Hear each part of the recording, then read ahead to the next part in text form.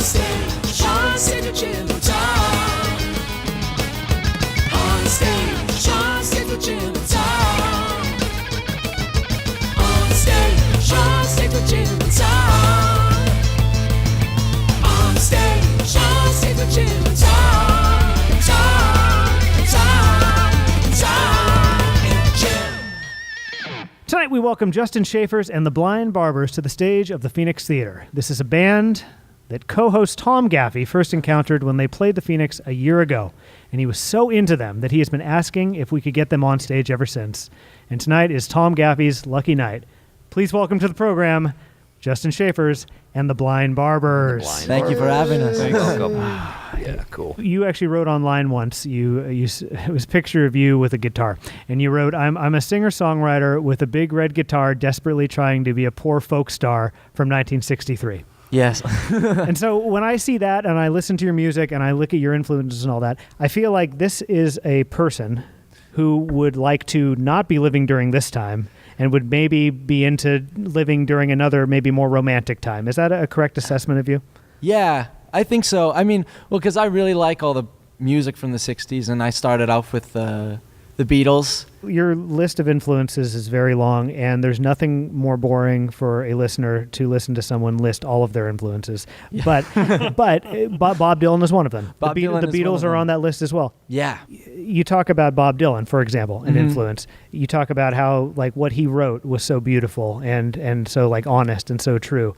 Could you kind of zoom in on what you find to be like so poetic and wonderful about Bob Dylan's words? Because there's not a lot. It's a rarity for a young person to be like, yeah, Bob Dylan is the greatest. Not to say that there aren't young people that love Bob Dylan, but it's just as time goes on, and you know, you live in 2018 now. I do. Yeah. Bob Dylan is a 75-year-old, 80-year-old man now. Yeah. You know, and so you seem to have an appreciation for him like it was in the 60s, like he's just putting all this music out now. So it just seems like you have like this sort of respect and reverence for these music icons that is not the norm. And I'm just curious, like for Dylan in particular, or we can say the Beatles, is there anything beyond just like how they made their music sound? Like the things they make you feel, the things that they sing about, why you think it's so timely, anything that has touched you, because I know you've spent so much time with this music. One of the things I think is so cool about Bob Dylan is, I mean, in the mid-'60s, he was known for, he kind of came up as the folk star with the troubadour, with the acoustic guitar and the harmonica, and people seemed to like that. And then he went to the Newport Folk Festival in 1965 with his big band. With the band. Yeah, you bet. And blew everyone out, like, everyone, I can't tell. I think people were upset. A lot of people were booing. A lot of people were upset. Yeah, and around the world, as he took them on his tour around the world, people were booing them and shunning them. Would you like to tell that story to the young listener who has no idea what the Newport Folk Festival is? Well, more than just the Newport Folk Festival. And the Newport Folk Festival was the premier folk festival in the United States, absolutely. But at that period, Bob Dylan had decided to bring the band with him.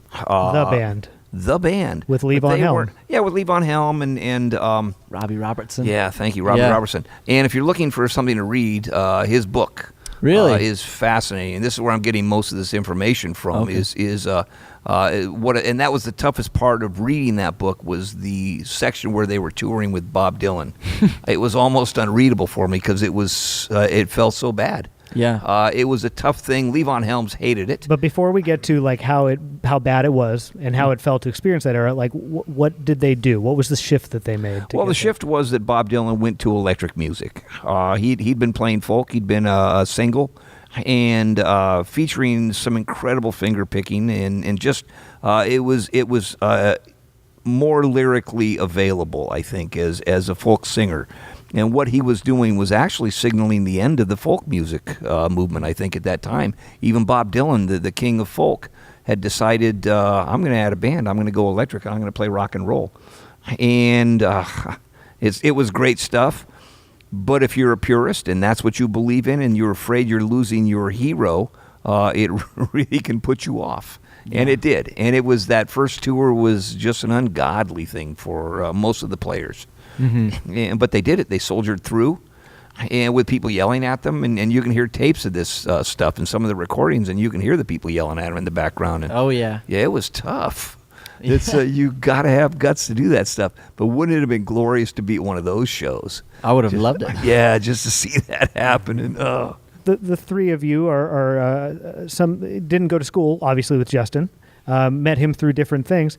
What draws you to play with a person like Justin Schaefers, the Blind Barbers? Oh, come on now. His passion for music. Not only is he passionate about music, but he's very talented, considering his age especially.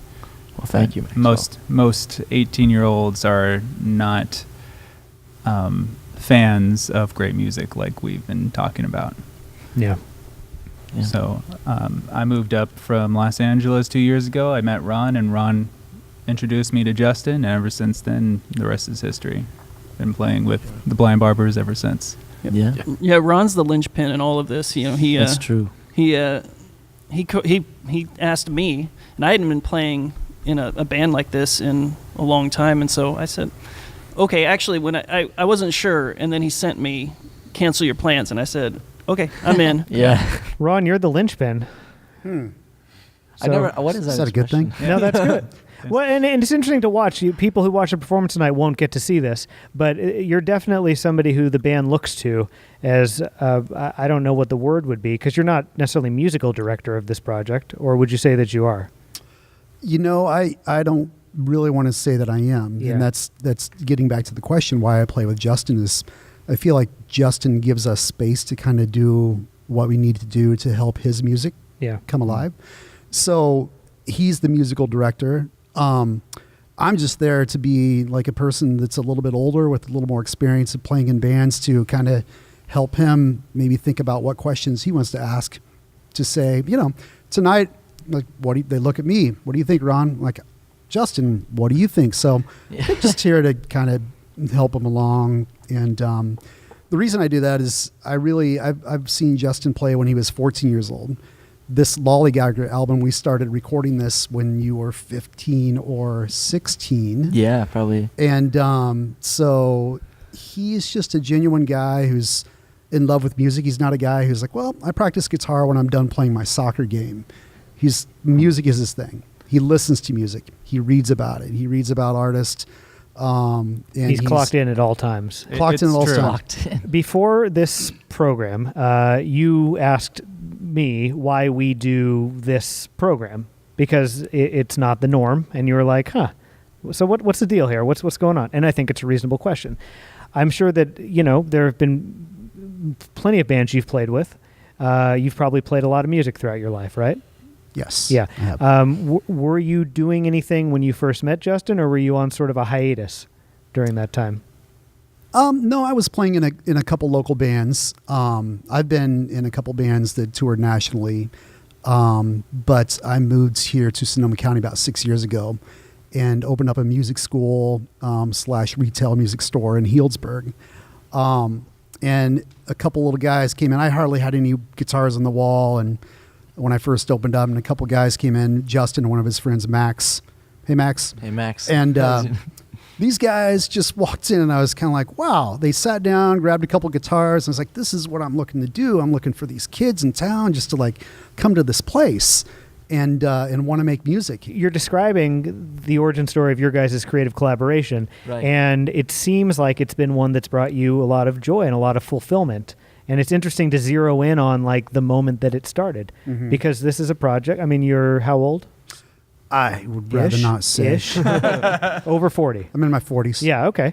And you are 18. I'm 18. This is an unlikely Ron, creative, you're still a kid. Creative partnership. I feel very fortunate that Justin would like a 40-year-old guy like me be in his band. I think it's mutually beneficial. I just what I'm zeroing in on is it's fun in life when you have moments like you just described. That happened 2 or 3 years ago. Yeah.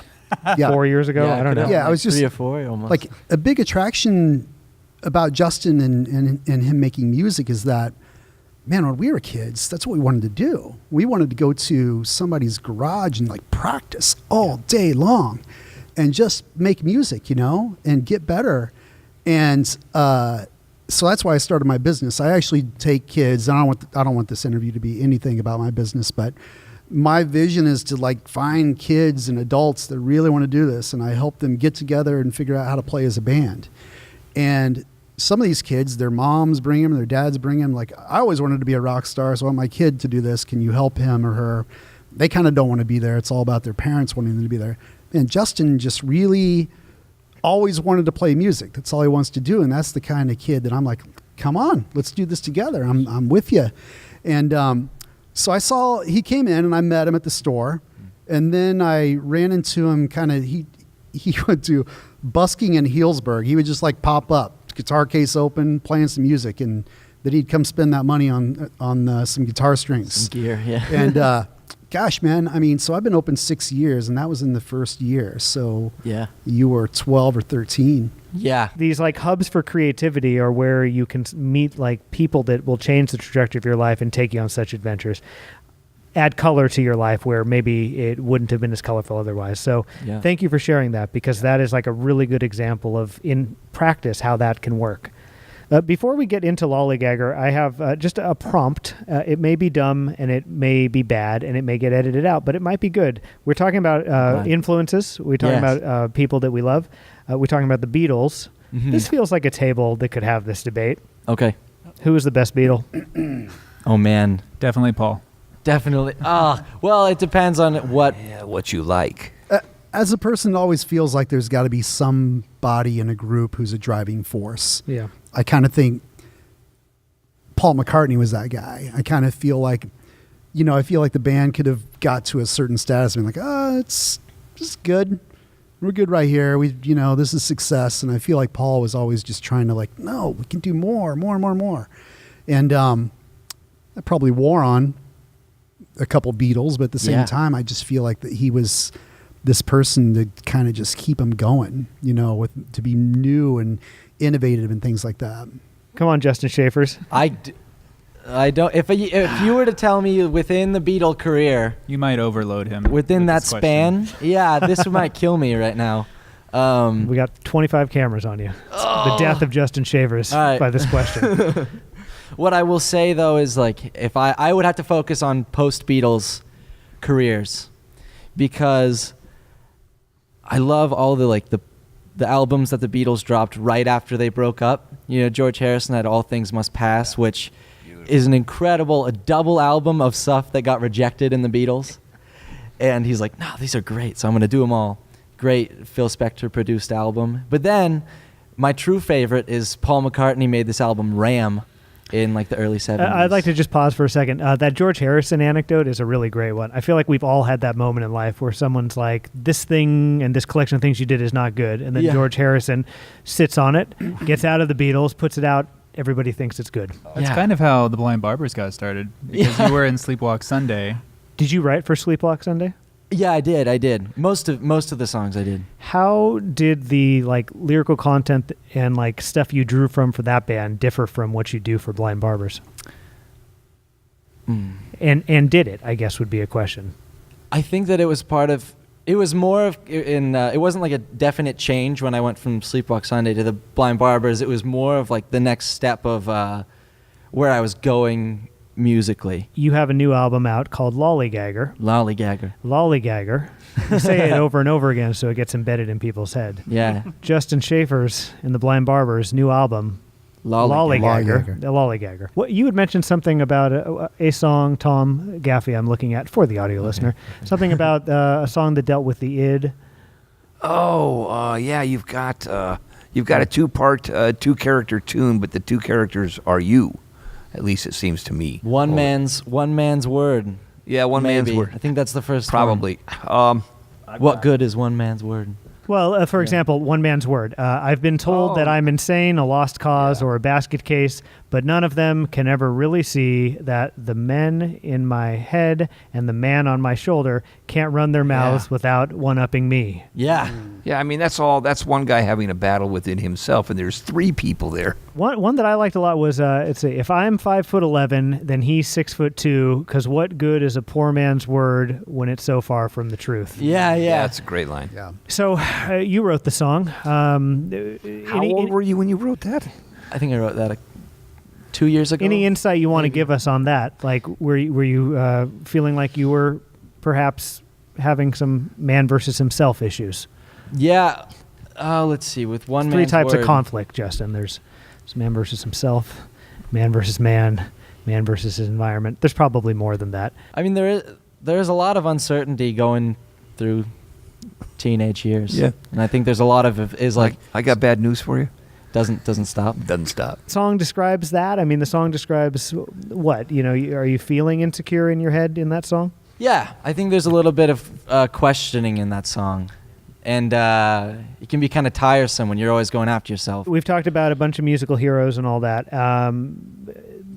You strike me as someone who probably like watches interviews with them, who probably like reads books, who like tries to get an eye for not just like the art they create, but the lives they live, like decisions they make, things that they did. I mean, I do that with the people that I admire. This is an on-the-spot question, and I apologize, but of all these people, Brian Wilson, the Beatles, Dan Auerbach, Jack White, Bob Dylan, right? Has there ever been an anecdote or a story or an interview where you've learned something about their private life or their process or their family? And this can be anybody at the table, and you've been like, God, I really like that person. I'm really glad that I have that piece of information about them. I got something. You guys mentioned the band. Yeah. And they've got that. There's a documentary out right now, or it's who did Martin Scorsese or somebody? Oh, The Last Waltz. The Last Waltz. And that was like an eye opener because at the very end of that, seeing how hard their life on the road was, they were like, "We're done. We don't ever want to do this again." It kind of was like an eye opener for like, is this something that I would really want? Is this really my dream? Because these guys were at the end of it going, I don't wish this on anybody. I've had a couple different roles in the music business, and I worked for this guy named Garth Brooks. You know, there's probably not an interview or an acceptance speech where he goes up and gets a big award that he doesn't really thank his band and his crew. He kind of thinks that everybody that makes his show happen is equally important. There was a time early in his career where truck drivers and band members and sound guys and guitar techs, they all made the same money. So we're talking, he thought that the truck driver should make the same money as the drummer. And I always thought that was really cool. Yeah. He kind of thought, man, I can't do what I'm doing without this team of people. And that's always really stuck with me.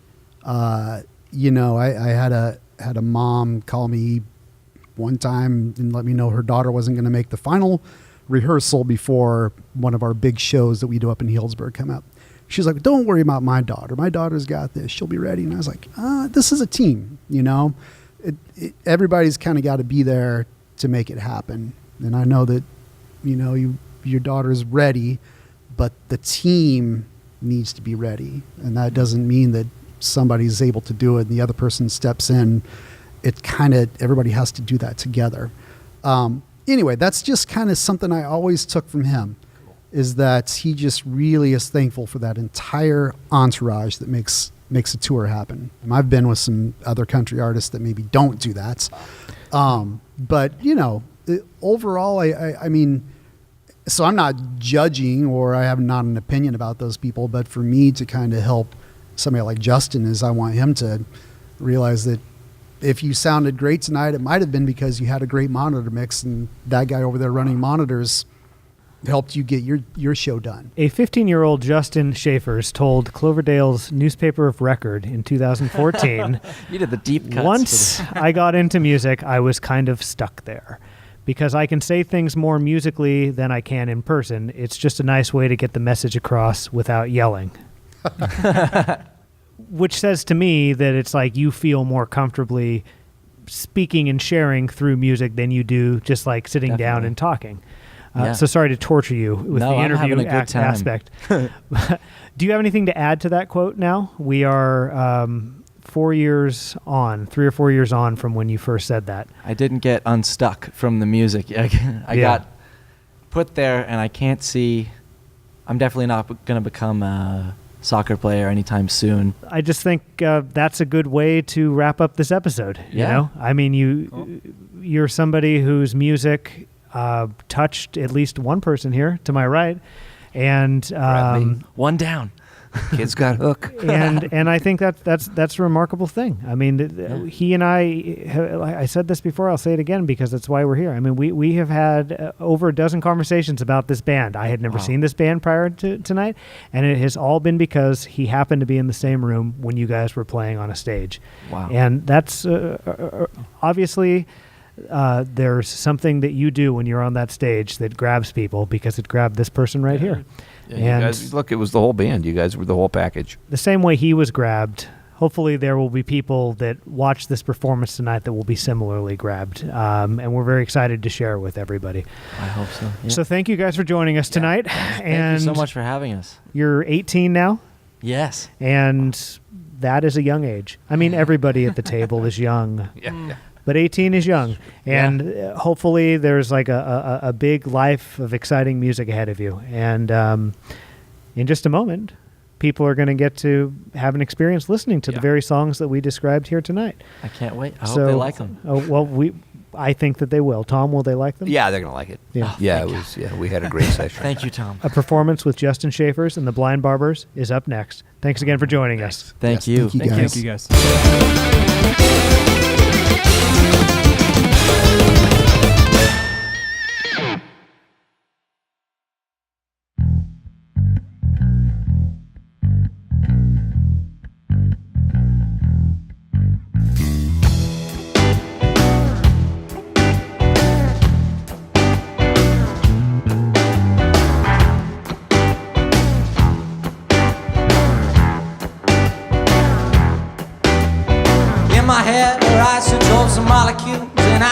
That some of them are looking out for me. No, I made some bad decisions, infomercials, television, silver screen, it just won't let me be. There's no use in lying, ain't got no proof. What good is one man's word when it's so far from the truth?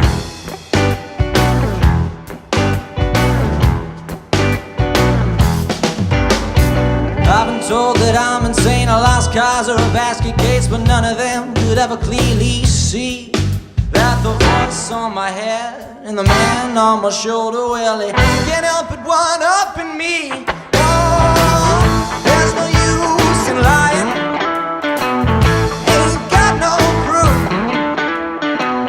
What good is one man's word when it's so far from the truth?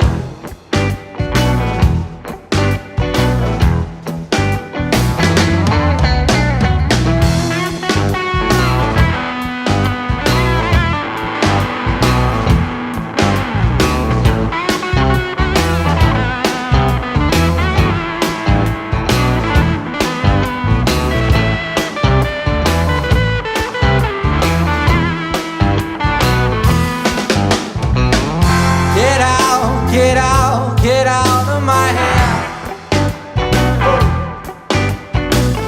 More I twist and shout, the more I'm sick in bed. Oh,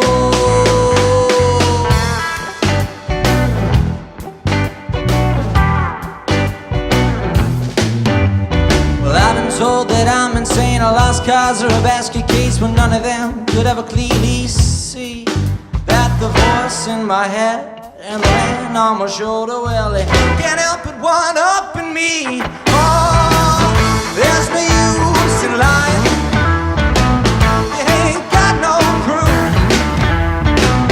What good is one man's word when that one man is you? That one man is you. That one man is you.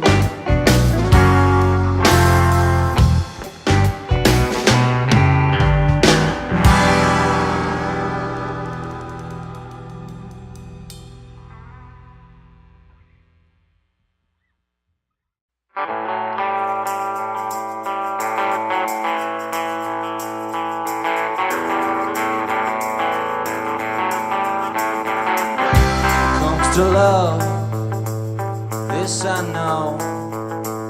If you want it, let it go. If If you want it, let it go. So all is long, that's our law. We've got quite a ways to go. Now I think I'm telling. If she don't put a lock on her door, what you waiting here for? I don't know. But you wanted her more than you wanted before. So I guess goes to show.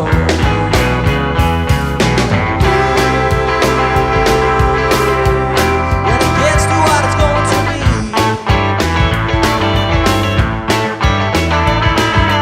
you won't look so far from me. Whoa.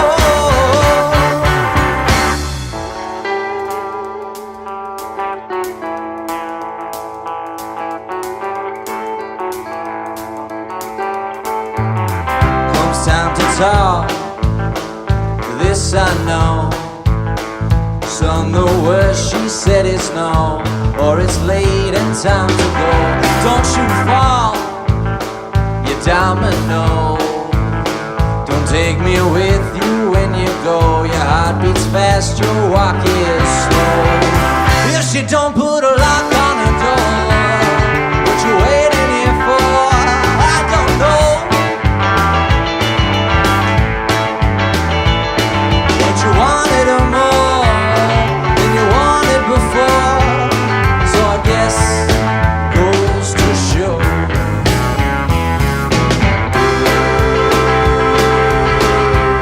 When it gets to what it's going to be,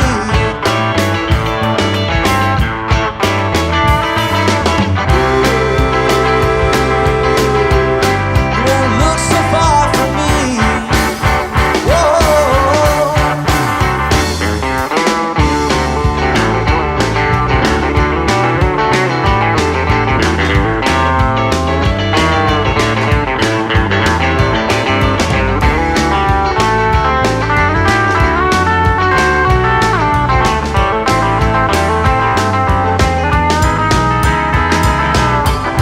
We could save so much time. You just tell me what's on your mind. Well, I don't like it, but I can fight it. Oh, yes, imagine now, let me light it.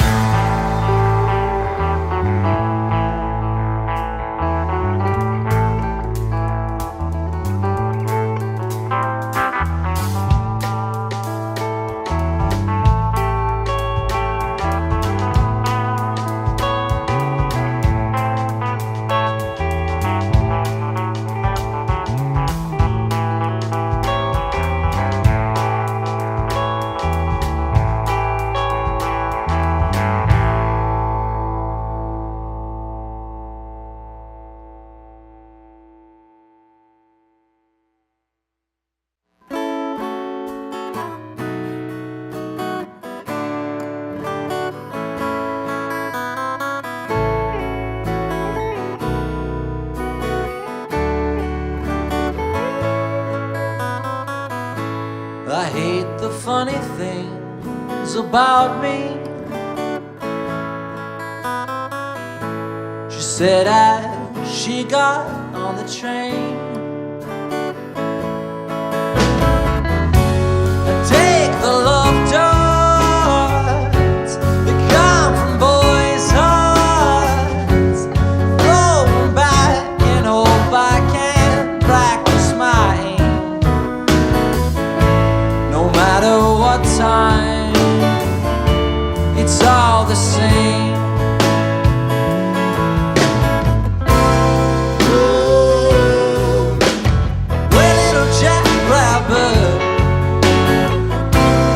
Ooh, what are you up to now? It's easy to forget or regret all the things you've done, I bet. But it's not that hard to make it back somehow.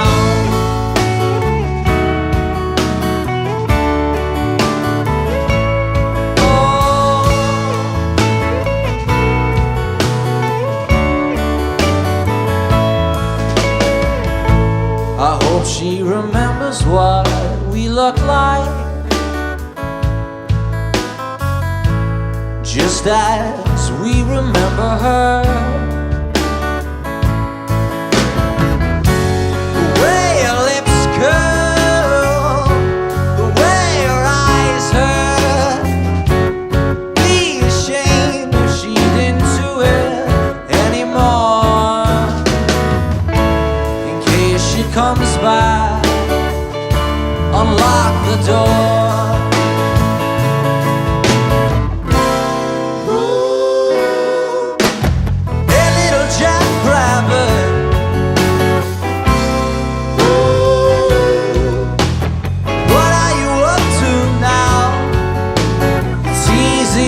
Forget or regret all the things you've done, I bet.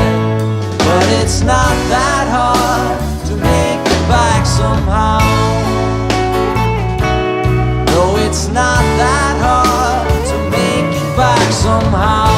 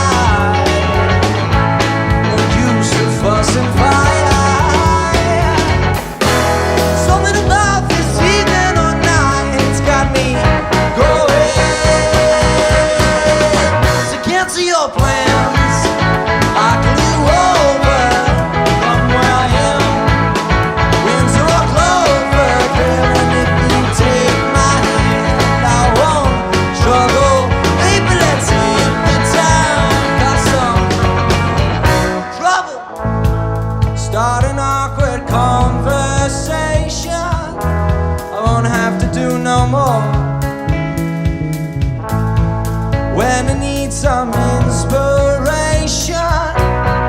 See me at your door.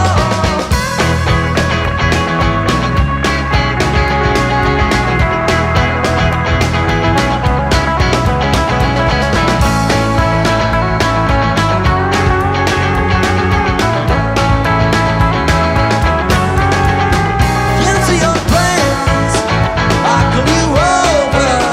Come where I am.